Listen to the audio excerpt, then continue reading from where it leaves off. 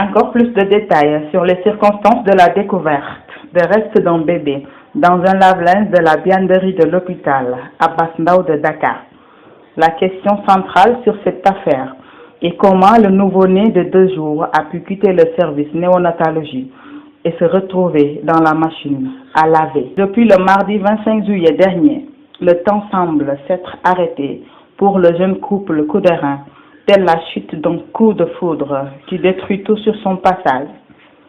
Installé au Sénégal depuis plus de 2 ans et demi, Olufini Jean-François et Noémie Naron-Véronique ont perdu leur premier enfant dans des conditions tragiques. Né prématuré dans la nuit du lundi 24 juillet, le bébé de sexe féminin admis en néonatologie à l'hôpital Abbas Ndao a été retrouvé mort dans une machine à laver programmée à 90 degrés pour 30 minutes de lavage. Le commissariat de la Médina chargé de l'affaire a pu apporter un début de réponse.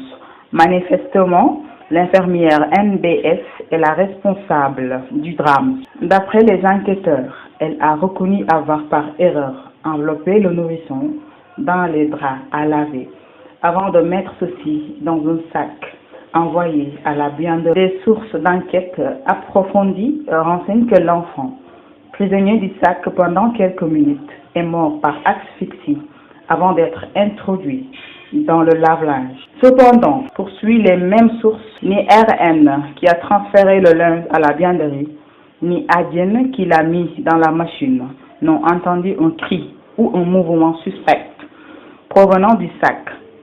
Et puis, cette dernière n'a pas pris le soin de trier le linge avant de lancer la machine. L'horreur était donc inévitable.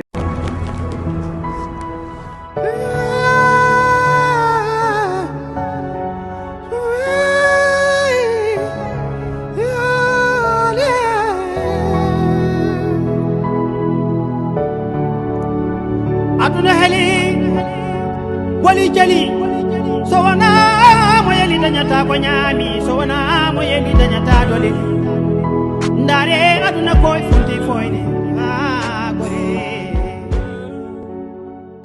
Même si tout porte à croire que la victime est le bébé du couple coudérin, le père de l'enfant veut en avoir le cœur net. Dans cette perspective, il a réclamé un test ADN.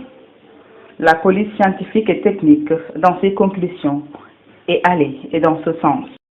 Nous y reviendrons, chers internautes, pour plus d'éclaircissements sur cette affaire, sur votre chaîne d'investigation de Kewoulo TV.